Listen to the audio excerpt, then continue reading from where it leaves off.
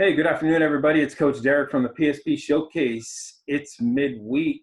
It's Wednesday. It's kind of overcast, but I got a midweek message for you. Hopefully, this message finds you having a great start to your week. My midweek message is about a subject that doesn't get talked about enough in sports, and not just at the professional level or collegiate level, but for all age groups. And it's about humanitarianism. Um, I'm wearing my Roberto Clemente shirt because I'm giving a shout out to my boy JR. Roberto Clemente is a friend of mine that is family with the Clementes. But Roberto Clemente was one of the MLB's most beloved humanitarians. Um, he was born in Puerto Rico in 1934, and he worked tirelessly to promote greater accessibility and equality to Latino players, Latino Americans, both in baseball and outside of baseball. Um, he was well known for hosting baseball clinics for underprivileged kids and like poor kids and doing it for free.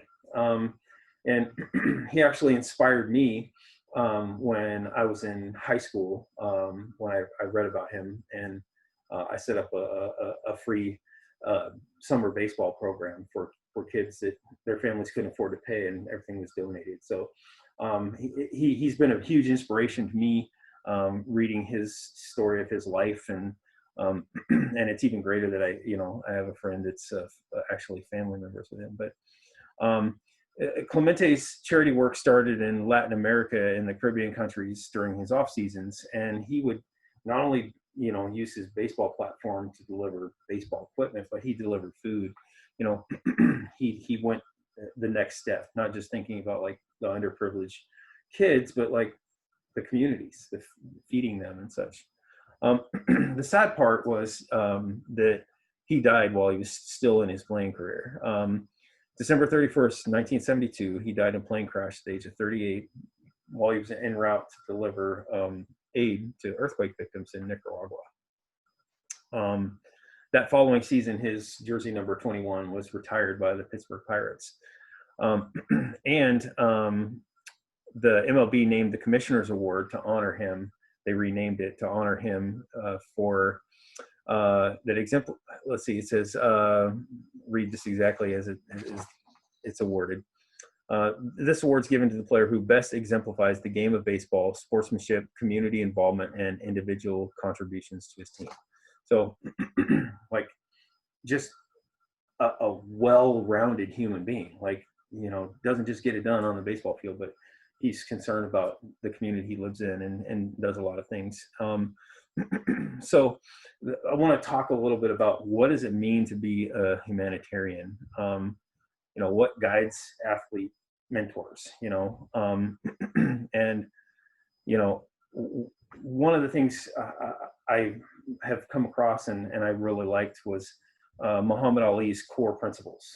He has some core principles, and I'm going to share these with you, and there's 6 of them. The first one I did a video on about respect. Respect the game, respect in the game, but respect, and it's compassion and empathy. Caring. Just in general. There's always a winner and there's always a loser. And there's no point in like just making the person that lost feel horrible. I saw a video a while back where 2 buddies faced off each other in high school, and the pitcher was pitching to his buddy, his batting, and he struck his buddy out, and his team was able to win the championship. And the first thing that pitcher did was go hug his best friend. Oftentimes we get lost in our excitement. We won the big game, and we don't realize that the players across from us are dealing with defeat. So having respect, how you carry yourself, have some compassion and empathy for those that you compete against and with. Confidence is the second one. Confidence. And this one isn't just being arrogant. Confidence is using your platforms and using them for good. Muhammad Ali used, these are his 6 core principles, and I love these. And this number 2, being confident. Don't don't just say, hey, I play in a high profile program, but I'm just going to stick to myself. I don't really care about the younger teams. I don't care about the younger players, the younger generations. It's about me. Be confident. Use your platforms for good. And that goes for like athletes in school. Making sure that your platform, the brand you're wearing, you're representing it well. Reach out to those kids that may seem like they're lost. Maybe they don't have a lot of friends, or maybe they're new to the school. Taking that and go build a bridge. There's something to be said. You can never have too many friends. So using your confidence, using your platform for good. 3, conviction, passion and authenticity. If you're going to go out and do stuff, make sure you do it for the right reason. Make sure you feel good about doing it. Maybe you're you're a teenager and you go mow somebody's yard. Make sure you're doing it for the right reason. You're not just doing it to have everybody dote all over you. Make sure you're doing it for the good. Seeing somebody else feel relief, and that authenticity. Authenticity is something that people can see right through. If you're not genuine in how much you care about your players as a coach, your parents will see right through that. If you as a player aren't authentic, your teammates will see right through that. If you're I, me, we, that's the priority, about I, me, and then, okay, I'll do we. No, you got to reverse those. It's got to be about we, So have conviction and authenticity in the things you do. And again, this is building your humanitarianism. So dedication, long-term commitment. Don't be just willing to do something like one day. Oftentimes I got when I was younger, I called it goat roped into doing kids camps. Have Gates go do it. And I went out and did it. And the more I did it, I felt good about it. I felt really good about working with the kids, and I think that's translated to my ability to coach and work with students as well. So, that dedication, it's being willing to do the long term. And if you're just a short term kind of person, I call it sprinting versus marathons. Marathons are more tedious and grueling and require more resilience. Sprinting, you can go do it and bang, it's done. Maybe that's what fits you, but if you really want to be involved in humanitarianism and giving back to sports, being willing to do the long-term commitments. Maybe your local little league's needing a clinic, and your select programs offer that, or you're part of that. Be willing to go out there for the full thing, not just, okay, I'll go do the first session, or I'll go do one day. Find joy in that, and that's the dedication. Number 5, spirituality, and this isn't about religion. This is about inner peace and mindfulness. Being happy within yourself. You can't go do things for other people if you're miserable in your own life. Find good in your life. The fact, if you're a young athlete and you're still playing sports, be happy, because at some point maybe you won't be able to play. Maybe the game's going to expire. That's the thing athletes don't realize. The game does have an expiration date. At some point, when high school's over, you may be done. When college is over, you may be done. You may make it to the professional ranks and get cut, and then have to submit your retirement paperwork. Whatever that is, the game will have an expiration date, and you may not control that. And hopefully, you have some choices in that matter. But the reality is for many, it just comes.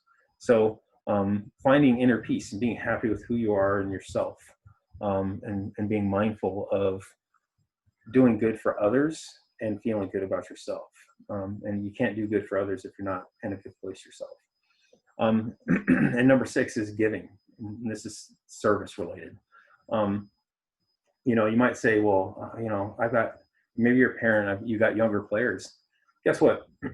Maybe your younger guys that are 8, 9, 10, 11 aren't going to be able to go out and run camps and help do little things like that. But there's always field days at your little leagues, and there's always community type stuff where you can get a little league day where you get your, you rally up a couple dozen parents and players, and you go out and you help clean up your fields.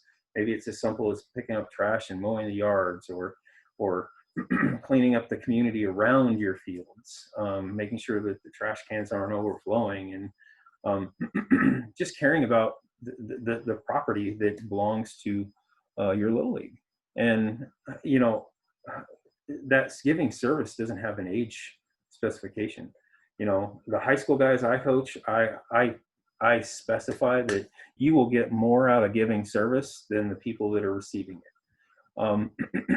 And when you get to go opportunity to go out there and work with kids and teach baseball, teach the knowledge, it makes them grow as individuals. It makes them better athletes because it's reflecting on the stuff that they know that's been ingrained into them, and they're just passing it along to future generations. So again, respect, confidence, conviction, dedication, spirituality, and the last one, giving. Be willing to give of yourself, time, and and giving is, like I said, it doesn't have an age. You can be a young player, and parents encourage those younger little guys to get out and do stuff for their little league. They gain a greater appreciation for that. And if you got high school age players, have them get with the little league they grew up with. Have them go give back. Maybe they grab a teammate or a couple of teammates and say, hey, let's take we all three played at different little leagues. Let's take turns going there and offering some service. Maybe it's just umpiring some games. Maybe it's showing up to some practices and helping some coaches develop some guys for fielding or throwing, because those kids look up to you. Those kids look up to you because you still play the game. You're going places with the game.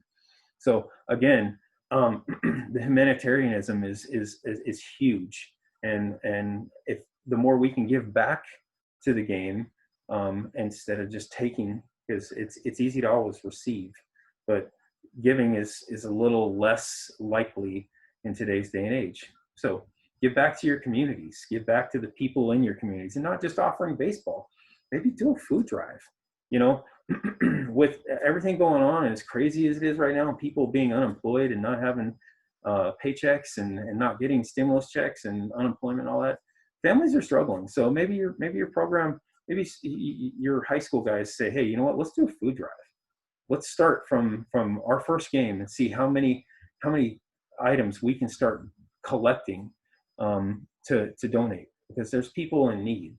And maybe it's gear. I know in years past, we collected up used items or things players outgrew to ship overseas, and it was different things like balls and cleats and shoes and shorts and shirts. And I mean, what we have is expendable in other countries and other parts of our country, even in our own country, people find is new. So be willing to think outside of self and project out. So anyway, I hope this midweek message finds you all having a great week. Take care and God bless.